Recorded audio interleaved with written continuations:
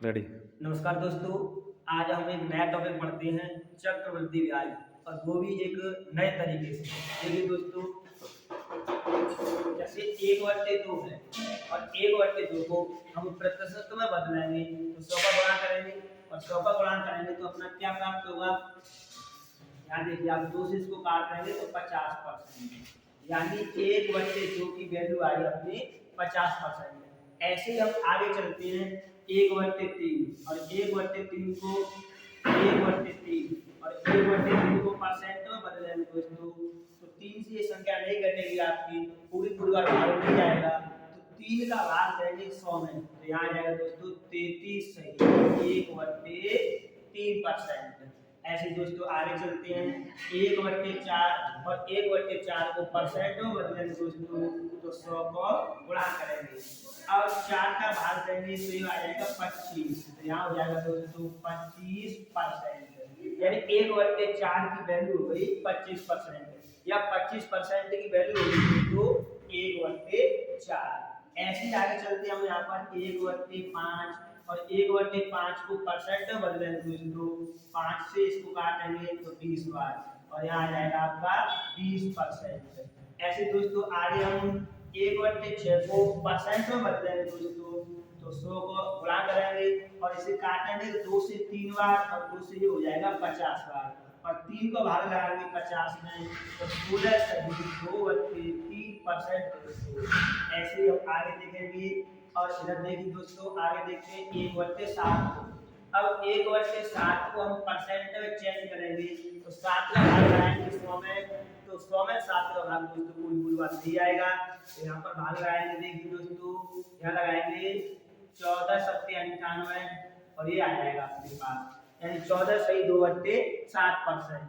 ऐसे दोस्तों इधर देखेंगे 1/8 और 1/8 को परसेंट में बदलेंगे दोस्तों, तो 4 से काटेंगे 2 बार और 4 से कट जाएगा 25 बार, और 2 का भाग लाएंगे 25 में तो 12 सही 1/2%, यानी 1/8 की वैल्यू हो जाएगी आपकी 12 सही 1/2%, या 12 सही 1/2% की वैल्यू क्या होगी 1/8।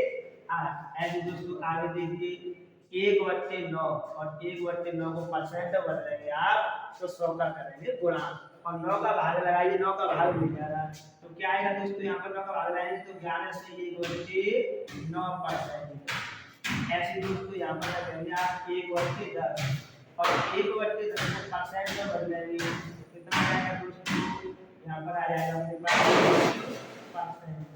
ऐसे ही 1/11 को देखो आप 11 का भाग लगाएंगे तो 9 सही 1/11%, कितना आएगा दोस्तों 9 सही 1/11%। अब दोस्तों आगे देखते हैं, अब आगे देखते हैं दोस्तों, यहाँ पर 1/12। अब 1/12 को हम परसेंट में बदलेंगे दोस्तों, 1/12 को परसेंट में बदलेंगे तो 100 का करेंगे गुणा। अब 4 से काटेंगे इसको 3 बार और 4 से काटेंगे 25 बार, और यहाँ भाग लगाएंगे तो 8 सही 1/3%। इधर दोस्तों 1/13 लिखेंगे और 1/13 को आप परसेंट में बदलेंगे तो 100 का करेंगे गुणा, और 13 का भाग लगाइए 100 में तो 13 सत्ते 91, बचेगी 9/13%। ऐसे दोस्तों 1/14 को परसेंट में चेंज करेंगे आप, तो यहाँ पर काटिए, 2 से काटेंगे 7 बार, 2 से 50 बार, अब भाग लाएंगे तो 7 और यहाँ आ जाएगी 1, और आगे देखेंगे दोस्तों आप 1/15 को, और 1/15 को आप परसेंट में चेंज करें दोस्तों 1/15, तो काटिए दोस्तों, 5 से काटने 3 बार और 5 से कट जाएगा 20 बार, भाग लगाएंगे आप तो 6 सही 2/3%। ऐसे दोस्तों 1/16 को चेंज करेंगे, तो 1/16 को दोस्तों चेंज करेंगे, या 4 से काटेंगे 4 बार और 4 से काटेंगे 25 बार, या भाग लगाएंगे आप 6 सही 1/4% दोस्तों। एक बार पुनः देखिए दोस्तों, यहाँ पर क्या करेंगे, जैसे चक्रवृद्धि ब्याज की दर दी हुई है 50%, तो 50% की जगह पर हम 1/2 रखेंगे, ऐसे दोस्तों 33 यदि दर दी हो तो उसकी जगह पे हमें 1/3 लेंगे। ऐसे दोस्तों 25% दर दी गई है और तो 25% की जगह पे हमें 1/4 लेना है। 20% दर दी गई है तो उसकी जगह पे हमें 1/5 लेना है। 16 सही 2/3% दिया गया है दोस्तों तो हमें उसकी जगह पे 1/6 लेना है। ऐसी 14 सही 2/7% की दर दी गई होगी तो हमें 1/7 लेना है। और 12 सही 1/2% दर दी गई होगी तो हमें 1/8 लेना है। 11 सही 1/9% दर दी गई होगी तो हमें 1/9 लेना है दोस्तों। ऐसे 10% यदि आपकी दर दी गई है तो उसकी जगह पर हमें 1/10 लेना होगा। ऐसे 9 सही 1/11% दर दी गई है तो उसकी जगह पर हमें 1/11 लेना होगा दोस्तों। ऐसे इधर 8 सही 1/3% आपकी चक्रवृद्धि ब्याज की दर दी गई है तो उसकी जगह पर आपको 1/12 लिखना होगा। और 7 सही 9/13% की दर दी गई है तो उसकी जगह पर हमें 1/13 लिखना होगा। ऐसे 7 सही 1/7% आपको दर दी गई है तो हमें 1/14 लिखना होगा। ऐसे दोस्तों 6 सही 2/3% आपको दर दी गई है। 6 सही 2/3% आपको दर दी गई है तो हमें 1/15 लिखना होगा। ऐसे दोस्तों 6 सही 1/4% दर दी गई है तो हमें 1/16 लिखना होगा। दोस्तों एक बार ऐसे याद कर लेंगे आपको तो याद हो जाएगा। और ये वाला जो तरीका है ना ये आपकी चक्रवृद्धि ब्याज, साधारण ब्याज और लाभ हानि पढ़ेंगे आप, प्रतिशत पढ़ेंगे तो सबके लिए एक ही फॉर्मूला रहेगा। इसी तरीके से हम सवालों को हल करेंगे दोस्तों। और आगे एक दो और रहेंगे अभी यहाँ पर उनको और आगे देखते हैं। 4-5 जो भी है उनको आगे देखते हैं। देखिए दोस्तों अभी हमने यहाँ पर 1/16 देखा था। अब हम देखते हैं 1/17। अब 17 का भाग आएंगे आप तो 17 पंजे 85, यहाँ पर 17 पंजे 85, 5 85 15/17 ये आ जाएगा। यदि आपकी दर 5 सही 15/17 दी गई दोस्तों तो आप इसकी जगह पे 1/17 रखेंगे। यदि आपकी दर 1/18 दी गई हो यानी 1/18 को आप परसेंट में बदलेंगे तो क्या आएगा अपने पास 2 से काटेंगे यहाँ पर 9 बार और 2 से कट जाएगा 50 बार तो आएगा 5 सही 5/9%। ऐसे दोस्तों 1/19 है 1/19 को आप परसेंट में बदलेंगे तो यहाँ पर आ जाएगा 5 सही 5/19 19 पंजे 95 5 और यहाँ पर देखेंगे आप 1/20 और 1/20 आ जाएगा दोस्तों। इसको चेंज करेंगे आप तो इसको चेंज करेंगे आप तो यहाँ पर हो जाएगा आपका 5%। अब देखिए दोस्तों इधर जैसे आपकी दर इधर आ गया 1/25 तो 1/25 1/25 तो 1/25 को इधर चेंज करेंगे आप तो यहाँ हो जाएगा अपने पास 4%। ऐसे इधर 1/30 को परसेंट में चेंज करेंगे इधर काटेंगे तो हो जाएगा 3 सही 1/3%। इधर 1/40 इसको परसेंट में चेंज करेंगे दोस्तों तो ये हो जाएगा 2 सही 1/2%। ऐसे दोस्तों इसको 1/50 को चेंज करेंगे इसकी जगह क्या हो जाएगा 2%। अब ये इसका मतलब ये हुआ दोस्तों कि अपने पास 2% दर है ना तो उसकी जगह पे हमें 1/50 लिखना पड़ेगा। और 2.5% दर है तो उसकी जगह पे 1/40 लिखना पड़ेगा। यदि अपनी दर 3 से 1/3% दी है तो 1/30 रखना पड़ेगा। और 4% दर दी है तो 1/25 रखना पड़ेगा। इधर 5% दर दी है दोस्तों तो 1/20 रखना पड़ेगा। इधर 5 सही 5/19% दर दी गई है आपकी तो हमें 1/19 रखना पड़ेगा। इधर 5 सही 5/9 दर दी गई है तो हमें 1/18 रखना पड़ेगा।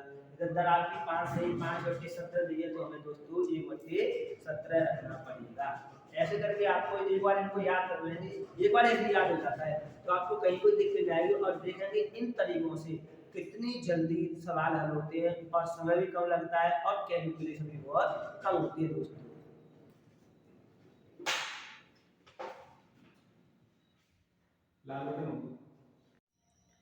देखिए दोस्तों अब हम चक्रवृद्धि ब्याज के सवाल पढ़ते हैं और इसे एक नए तरीके से। तो देखो सवाल कैसे बनता है आपका कि जैसे मूलधन दे रखा है 10,000 रुपये और समय 2 वर्ष है और दर दी रखी है आपको 10%। तो चक्रवृद्धि ब्याज क्या होगी। अच्छा इसी में देखते हैं कि साधारण ब्याज क्या होगी, फिर चक्रवृद्धि और साधारण ब्याज का अंतर क्या होगा और मिश्र धन क्या होगा। सब एक ही तरीका में एक ही तरीके से सभी सवालों को देखते हैं दोस्तों। जैसे देखिए यहाँ पर मैं लिखता हूँ मूलधन यानी P बराबर आपका हो जाएगा दोस्तों 10,000। यहाँ पर दर लिखते हैं आपके पास आपके लिए 10% और यहाँ समय देते हैं दोस्तों 2 वर्ष। यदि अब देखिए यहाँ से अब हम इसको हल करेंगे तो मैंने आपको बताया था कि 10% की वैल्यू है 10% की जगह क्या लिखेंगे आप 1/10। यदि आपको नहीं पता है या नहीं ध्यान है तो आप ऐसे भी कर सकते हो कि 10%। यदि हम परसेंट का चिन्ह हटाएंगे तो नीचे क्या लग जाएगा 100 लग जाएगा। तो यहाँ से परसेंट का चिन्ह हटाइए और नीचे 100 इसको काटिए आप तो 1/10 आ जाएगा। एक दो बार आप प्रैक्टिस में करेंगे 4 से सवाल करेंगे तो आपको याद हो जाएगा कहीं कोई दिक्कत नहीं। अब देखिए अब कैसे करते हैं।